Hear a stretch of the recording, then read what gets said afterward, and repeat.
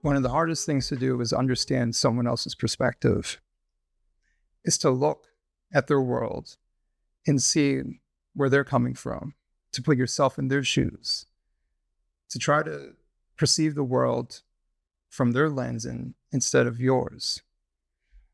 It's one of the hardest things to do for a reason. It's because we're selfish by nature. We want to see the world how we want to see it. We spend our entire day looking through our eyes. But it takes a bit of humility to say, you know what? Maybe someone else sees something differently. Maybe someone else sees the world in a different way, and it might be better than how I see it. And I think that's a skill set that is somewhat lost on a lot of people, and not just Americans, but in general. It's something that says, I don't know everything. I don't presume to know everything, but I'm interested in learning more. It's to say that I could be wrong. It's one of the hardest things for someone to say in general. I could be wrong. One of the things I started doing was asking questions and questioning people about why they believe what they believe. Asking people questions because I'm genuinely curious about why they see the world the way they see it. Are things the way in America like it is in where you're from? Why is it different? Are those differences significant? The reason I was willing to do that is because I know I'm flawed, but I have a lot of questions, and I'm trying to seek answers instead of push it onto other people. One of the things I notice about leftists in America is that they try to spread a narrative that the entire world is just like America, and that the concept of race or racism, however you want to define it, is equally defined in every nation across the globe. But the problem is that's not true. The problem is that that's an American concept, not solely, but it's wholly perpetuated by us. It's an American concept that we're fine with to some extent. We've accepted that I am Black and someone else is white, or someone else is Asian and Hispanic. Someone's part of some other hyphenated group into American, rather than just being American. And we see race as incredibly important. In some ways it could be, in other ways I think it's over-exaggerated, but it is what it is. And I don't think that's ever going anywhere. But does the rest of the world see the way we see it? What I believe leftists do is they play upon our lack of curiosity about the rest of the world. We're incredibly insulated when it comes to news and stories that are happening. And trust me, once you start learning about world news, your concept of oppression means absolutely nothing in comparison to what the rest of the world faces, especially in developing nations. So they play upon that. They play upon our lack of curiosity. They play upon our humanistic nature to project onto the world, to project onto other people as to what we would do if we lived where they lived, or if we experienced what they experienced, without actually asking, what would you do? Without actually asking other people, how would you have handled this differently? Why do you see the world the way you see it? And so one of the things I noticed, especially recently, when it comes to the Israel-Gaza situation, no matter which side you particularly sit on, is not really the point of this video. But the point I wanted to bring up is how they paint Israel as a white supremacist nation who is inflicting pain upon brown people, right? It's the dichotomy of white equals bad, non-white equals good, white equals oppressor, non-white equals oppressed. But is it that simple? No, it's not that simple. It's very complicated. There's a whole lot to that particular story. And I am humbly saying I don't know the entire story, but I know it's not as simple as white is bad, non-white is good, or the automatic assumption that everyone who is non-white is part of the oppressed class. So why do they do it? Because it works. That's why they do it. They do it because it's simple. It's a framework that we're familiar with. It works. And they can help to get you potentially to support their cause, because we'll use their example. You see how blacks are oppressed in America? They're doing the same thing in other nations. It's the same exact thing, right? The military force is the same as the police force. That poor person in this country was killed just like how George Floyd was killed. Doesn't that sound right?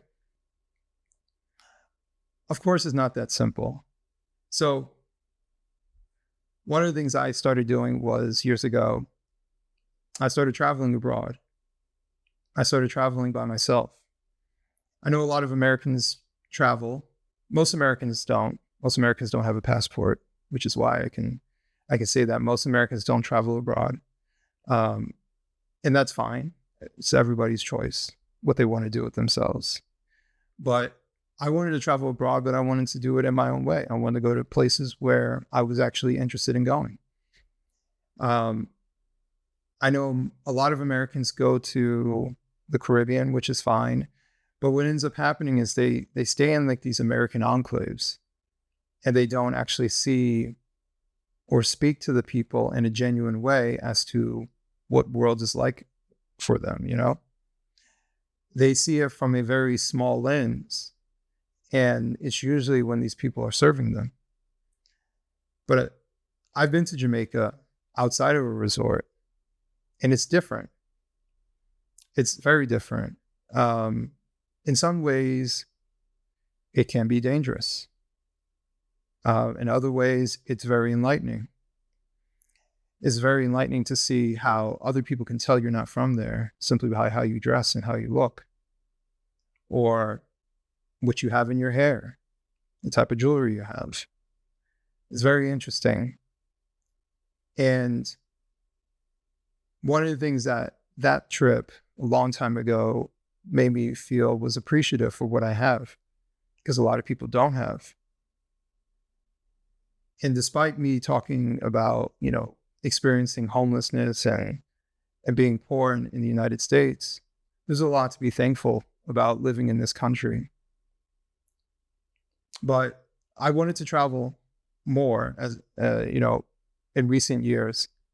And starting back in 2016, I started traveling abroad. I would say I've been to about 12 countries since then, many on repeat. For example, I've been to Germany, I think now 7 times, Spain 4 or 5 times. So there's a number of countries I've gone back and forth to. And it wasn't to go to these countries for like some vanity reason or for Instagram. I made friends. I went to these places and met people and became friends with them. And that was able to happen because I had questions and I got to know them on a deeper level. And I stayed in contact with them, and I would go back and visit them. But it was through these different interactions with people that I started to learn their perspective. And I started to see the world from how they see it and ask questions about why they see it that way. I started questioning, why do I see it this way? Why do a lot of Americans see it the way that I see it? Does this make sense? Doesn't mean that everything that somebody does in some other country is perfectly fine. It's just different. Some things are objectively worse. Some things might be better, right? But they're different.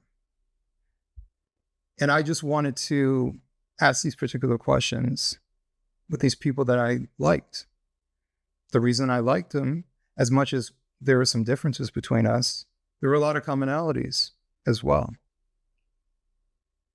I can think of, I call him my German brother. He was my Airbnb host. And we quickly became friends because I spoke a little German. And he was curious, like, why did you learn German? And I told him, Ich mag Rammstein, which means I like Rammstein, the band. And he's a musician.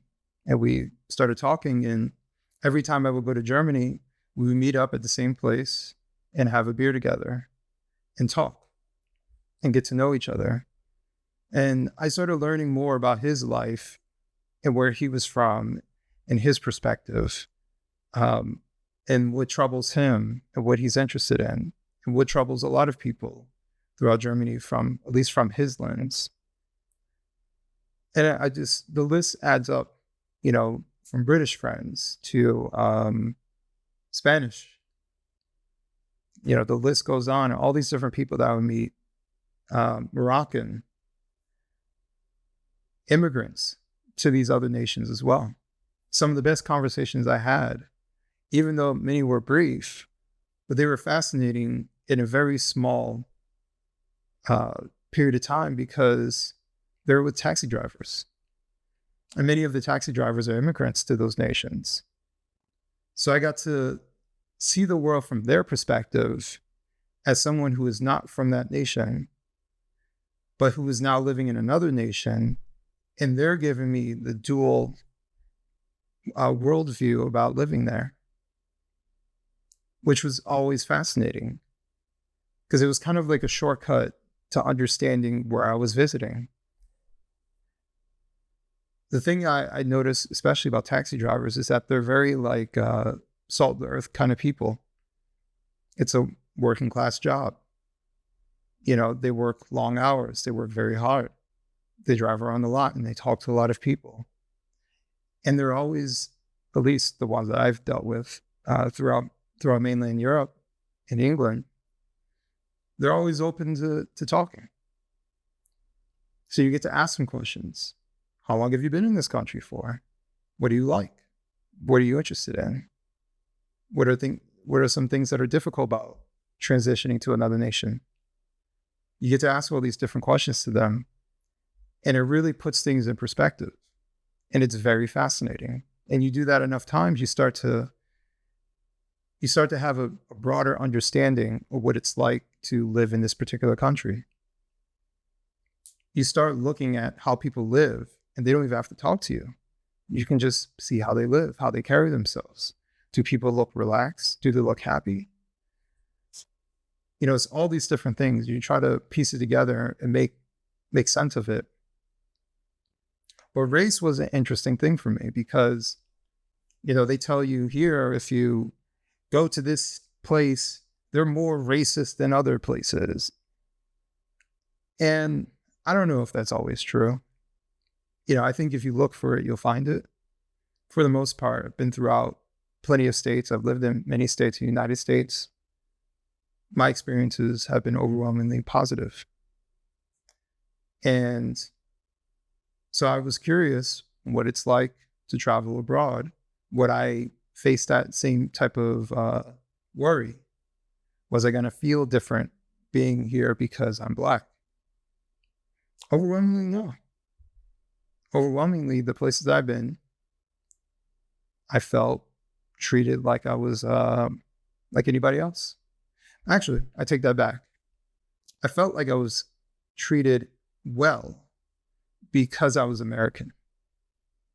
I felt like they treated me a little bit special because I was American, which I don't know. I have no control over if they treat me better or not, but it's a perk.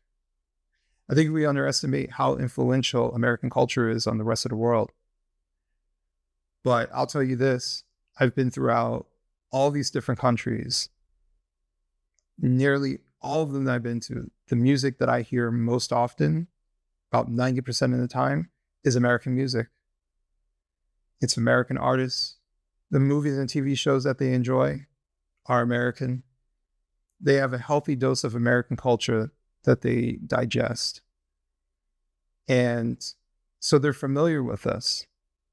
And they might, in some ways, idealize America because it seems so interesting. It seems different.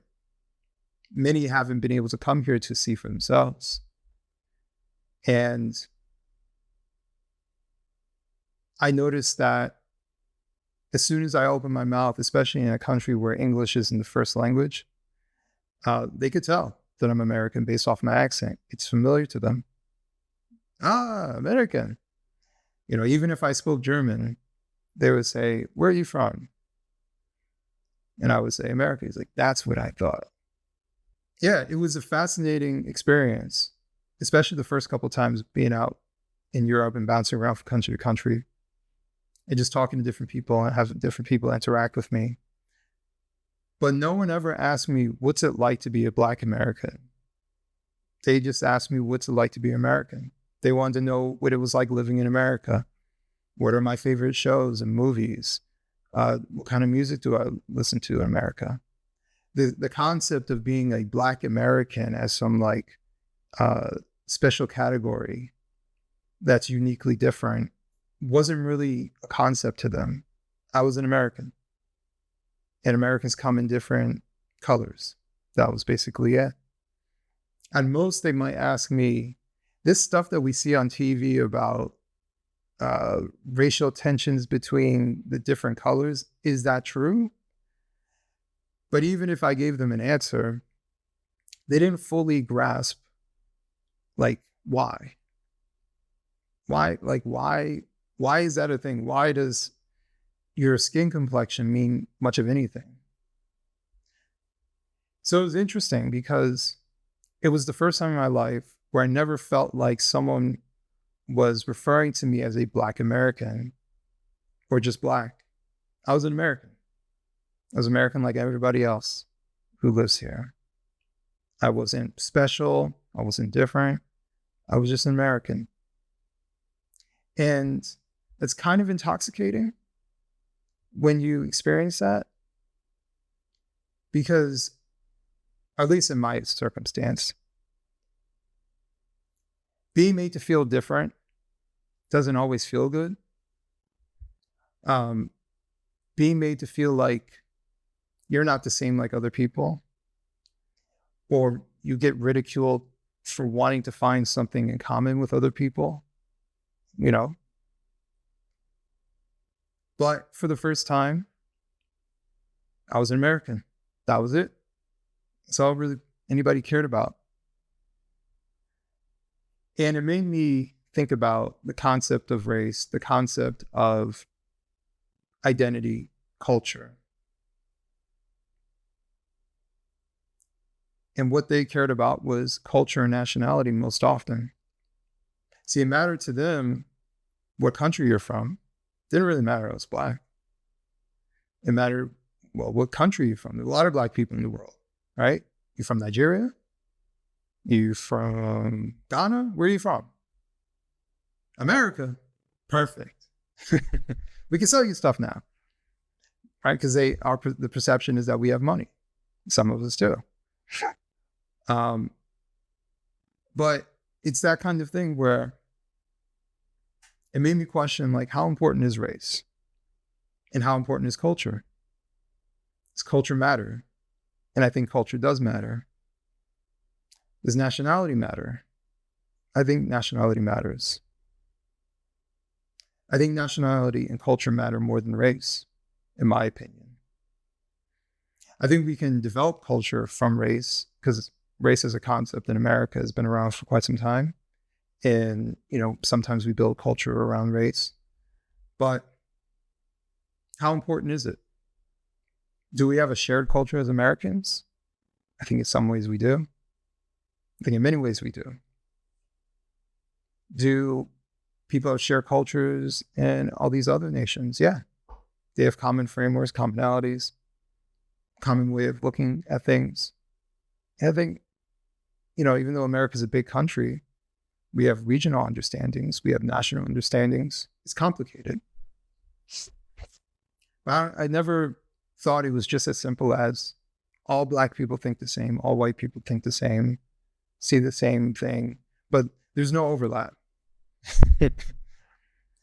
White person and black person could not ever possibly overlap and have the same interests and think for themselves on same topics possible. It must be this, and it's different from this, right? So my experience traveling abroad overwhelmingly been positive. Very few negative experiences. So much so that I would have to really think hard about anything negative happening to me abroad other than missing a flight. I felt like I was treated actually better because I was an American. No one really cared that I was black. And that's fine. Because their understanding of black is distant. It's not the same. What they might care about is, what religion are you? What country are you from? What culture do you believe? Those are the things that ultimately matter. And I think their framework makes more sense than race, just personally speaking. But leftists play up our ignorance about the rest of the world. Not enough people actually talk to the immigrants that live in America and ask them what their perspective is. Why did you uproot your life and come to this nation? What do you believe? Why do you see the world this way? What do you like about America? Have you ever asked that question? Any of those questions? I talk to people all the time about their experiences. No one has the right experience. It's just a different experience. It's a different perspective. Everyone's entitled to it. But they know that we're not curious enough to ask other people often. They implant white supremacy as a narrative. They tell us that we can never get along. We're all different. And we shouldn't get along because we're too different. I think about all of my experiences traveling abroad and all these wonderful people I met. One in particular, when I was in Istanbul, I met a family that was from Uzbekistan.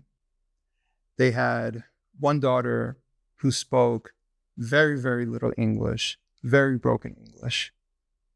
And we would use Google Translate to try to find some sort of understanding, which, by the way, Google Translate is terrible for Uzbek.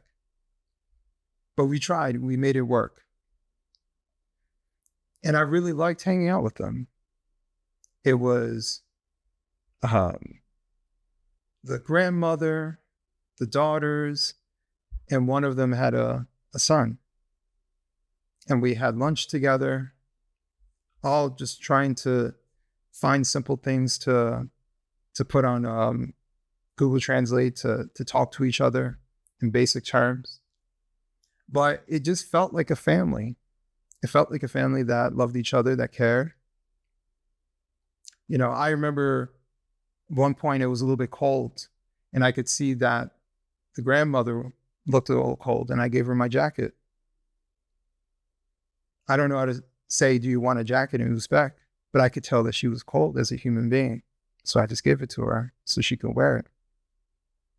And I could see the smile on her face. And I don't know how you say thank you in Uzbek, but I'm pretty sure she said that to me. And we had lunch together. And then the next day we went to the park together, all while having this massive language barrier. But there was something intrinsically human about these people that I liked. And I think to myself, if there's a family from a country I've never been to, about a culture I don't fully understand, and a language that I completely don't understand, and yet I was able to find something that seems so familiar about them, to spend not just a few minutes with them, but hours with them in multiple days, and enjoy myself despite our language barrier. Why can't I get along and find something in common with people from my own country that just happen to look different than me? And I think leftism wants us to deny our humanity. I think that's part of the ideology, is to sow division, is to tell us that there's no reason for us to get along because there is nothing that ties us together.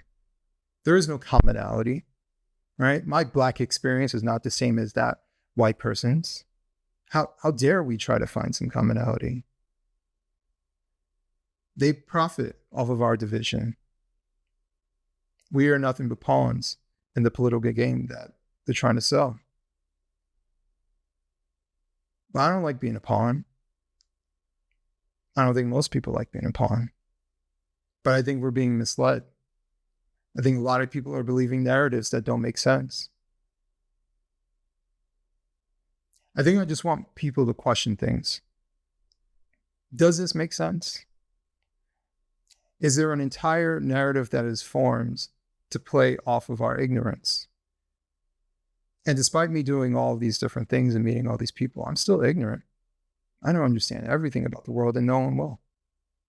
I certainly will want to understand everything. But I'm curious enough to ask these different questions. I'm humble enough to say, I don't know everything, but I'm trying to seek the truth. But I'm aware enough to understand the motives of leftists who try to paint the world with one broad brush as racially motivated. They only care about what you look like, not who you are. In my experience, has been the complete opposite. My experience in these, many of them white majority nations, in the American context, white majority, European nations, I wasn't treated really any differently. In many ways, I was given preferential treatment. Not because I was Black, but because I was American. So I don't know. I think it's food for thought for a lot of people who are out there. We have to start questioning these things. We have to stop letting other people speak for us. We have to stop letting these politically motivated, dogmatic leftists from speaking for us. We have to prevent this, and we can. So I would highly suggest that you start living your life like a human being who is curious about the world around them and the people that they might encounter. And if you can, if you have the means and you have the time, go out in the world and see its imperfections. Go out in the world and talk to these people. You'll find what I found. We have a lot more in common than we do different. It's just that certain people don't want us to see that.